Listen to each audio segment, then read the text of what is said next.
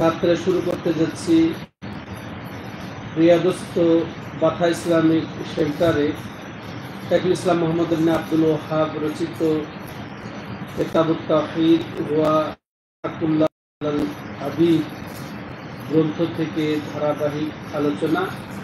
আজকে 52তম অধ্যায়।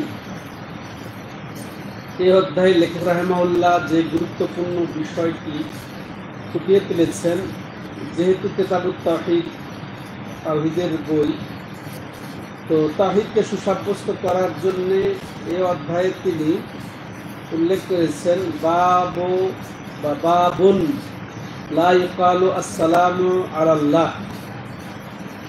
অধ্যায়টি হলো যে এমন বলা যাবে না যে আল্লাহর উপরে সালাম বর্ষিত হোক, তার উপরে সালাম বর্ষিত হোক, নবীর উপরে সালাম বর্ষিত হোক, তাই না, মুমিনদের উপরে সালাম বর্ষিত হোক।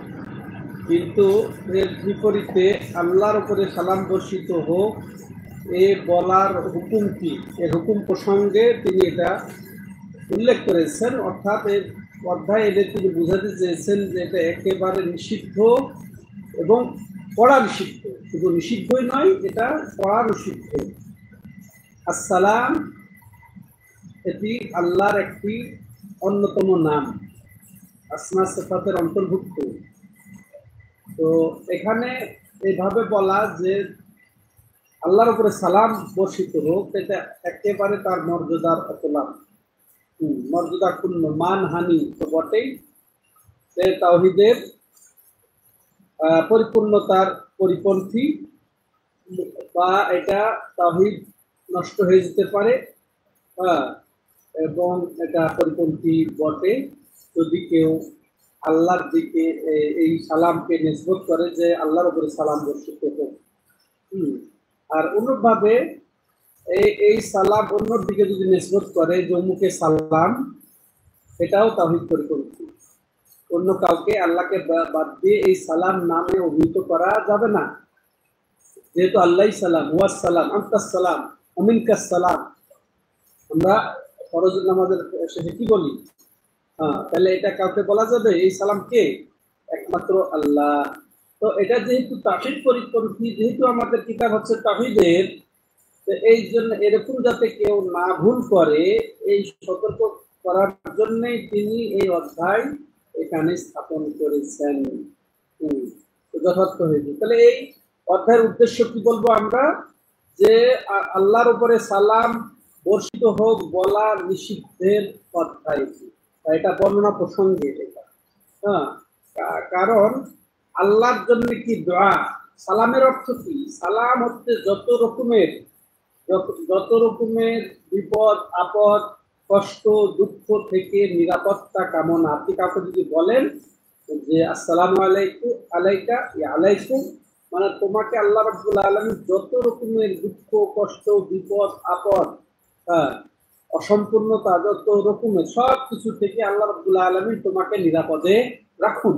তো আল্লাহকে এটা বলা, আল্লাহকে এই নিরাপত্তার অভাবী মুখাপেক্ষী বান্দার পক্ষ থেকে, তো এটা চরম অধ্যত্তপনা, সাংঘর্ষিক কথা। এটা মাখলুকের জন্য চলবে, কিন্তু আল্লাহর জন্য, খালেকের জন্য এটা অসম্ভব। কারণ আল্লাহ রাব্বুল আলামিন এই মানুষের দোয়া থেকে মুখাপেক্ষী, দোয়ার মুখাপেক্ষী নন আল্লাহ রাব্বুল আলামিন, তাই না? বরং তার কাছে দোয়া করা হবে, তার কাছে দোয়া চাওয়া হবে। এটা তাওহীদ পরিপন্থী। এই জন্য এই ক্ষেত্রে এই ক্ষেত্রে লেখক রাহিমাহুল্লাহ একটি মাত্র দলিল এখানে উপস্থাপন করে তার এই প্রমাণ দাঁড় করিয়েছেন। আর এই দলিলটি অবশ্য সহিহ বুখারী এবং সহিহ মুসলিমে এখানে এসেছে।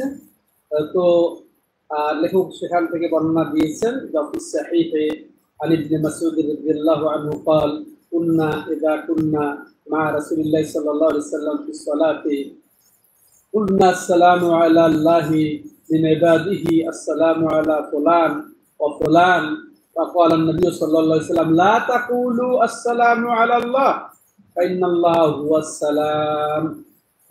হাদিস বুখারী মুসলিম। অফিস সাহিহ, লেখক রাহিমাহুল্লাহ বলছেন ফিস সাহিহ বলতে এখানে সাহিহাইনে বুখারী এবং মুসলিমে এসেছে আব্দুল্লাহ ইবনে মাসউদ রাদিয়াল্লাহু তাআলা আনহু থেকে বর্ণিত, তিনি বলছেন যে স্বয়ং আব্দুল্লাহ ইবনে মাসউদ রাদিয়াল্লাহু তাআলা আনহু বলছেন যে কুন্না ইযা কুন্না মা রাসূলিল্লাহ সাল্লাল্লাহু আলাইহি ওয়াসাল্লাম ফিস সালাহ, আমরা যখন এই যে তাশাহুদ বৈঠক, যখন এই যে আত্তাহিয়াত অবতীর্ণ হয় নাই ওই সময়ের কথা, হ্যাঁ, ইসলামের প্রথম দিকের কথা। তো আব্দুল্লাহ ইবনে মাসউদ বলছেন যে আমরা যখন সালাতে নবী সাল্লাল্লাহু আলাইহি সাল্লামের সাথে প্রথম যুগে হতাম, কুলনা, তখন আমরা বললাম আসসালামু আলাল্লাহি মিন ইবাদিহি, আর বান্দাদের পক্ষ থেকে আল্লাহর উপরে সালাম বর্ষিত হোক। আসসালামু আলা ফুলান, এরপরে আরো বলতাম কি উমুকের উপরে সালাম হোক, উমুকের উপরে সালাম হোক। ক্বালা রাসূলুল্লাহ, ফাকালা নবী সাল্লাল্লাহু আলাইহি সাল্লাম, নবী সাল্লাল্লাহু আলাইহি সাল্লাম বললেন লা তাকুলু আসসালামু আলাল্লাহ, খবরদার তোমরা এমন কথা বলো না যে আল্লাহর উপরে সালাম। ফাইনাল্লাহ হুয়াস সালাম, আল্লাহই তো আসসালাম। আল্লাহ হচ্ছেন সালাম। কিভাবে বলো সালাম মানে কি বললাম? যত রকমের অসম্পূর্ণতা থেকে, হ্যাঁ, যত রকমের অসম্পূর্ণতা থেকে যিনি মুক্ত, হ্যাঁ, যিনি একেবারে পরিচ্ছন্ন, তিনি হচ্ছেন সালাম। তাহলে এটা এই হাদিসের সম্পর্ক এই অধ্যায়ের সাথে, যে এটা আসলে আল্লাহর সাথে বেয়াদবি, বেয়াদবি যে আল্লাহর সালাম বলা এটা বেয়াদবি, এটা আল্লাহর আদবের পরিপন্থী, এটা তাওহীদের অপরিপূর্ণতা, হ্যাঁ, এটা অপরিপূর্ণতা, বরং আল্লাহর অবমাননা, আল্লাহর মানহানি, হ্যাঁ, এইটাই অধ্যায়ের সাথে সম্পর্ক। মানে দর্শক শ্রোতা মণ্ডলী, তাহলে এখান থেকে আমরা এটাই বুঝছি, তাহলে আসসালামু আলা, যে যখন কেউ কোনো ব্যক্তিকে বলবে আসসালামু আলাইকুম, তখন তার অর্থ সে বুঝাতে চাচ্ছে কি, এটা আমাদের বোঝা দরকার। আমরা আসসালামু আলাইকুম, আসসালামু আলাইকুম কত কথা বলি, অনবরত কত বলি, কিন্তু এর মর্ম হচ্ছে কত গুরুত্বপূর্ণ, যে আল্লাহ রাব্বুল আলামিন আপনাকে যত রকমের খারাপি, যত রকমের বিপদ আপদ, দুঃখ কষ্ট, তার থেকে তোমার কাছে আমি নিরাপত্তা চাই,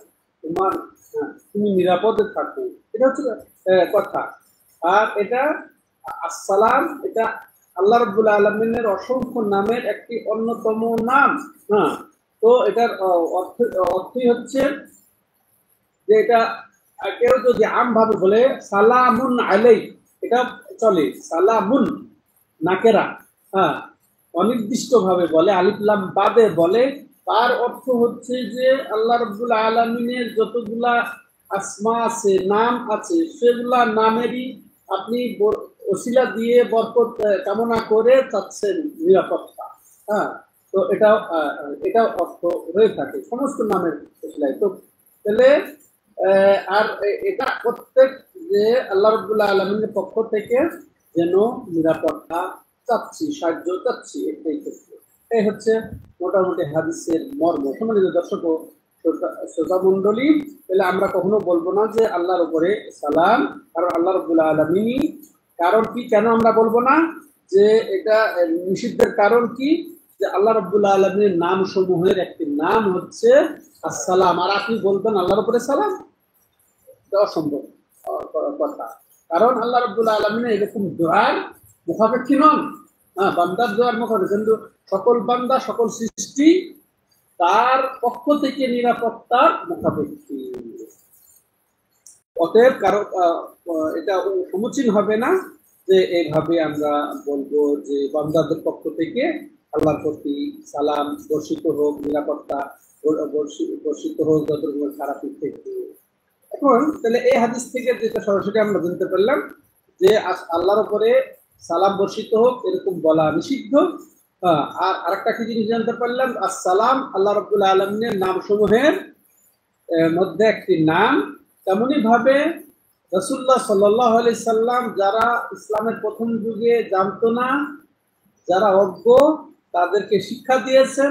তো এরকম যদি আমাদের সামনে কোনো বিষয় এসে যায় যে এরকম ভাবে অভদ্রতা দেখাচ্ছে আল্লাহর নামের ক্ষেত্রে, গুণের ক্ষেত্রে, তাহলে সেভাবে তাকে শিক্ষা দিতে হবে। ওটা বলতে হবে এটা বলা যাবে না, কি বলা যাবে সেটা শিখিয়ে দিতে হবে। কি বলা যাবে? আসসালামু আলাইকুম মানে মানুষের ক্ষেত্রে বলা যাবে, আল্লাহর ক্ষেত্রে বলা যাবে না। এটা শিক্ষা শিক্ষা এখানে শিক্ষা পাওয়া যাচ্ছে।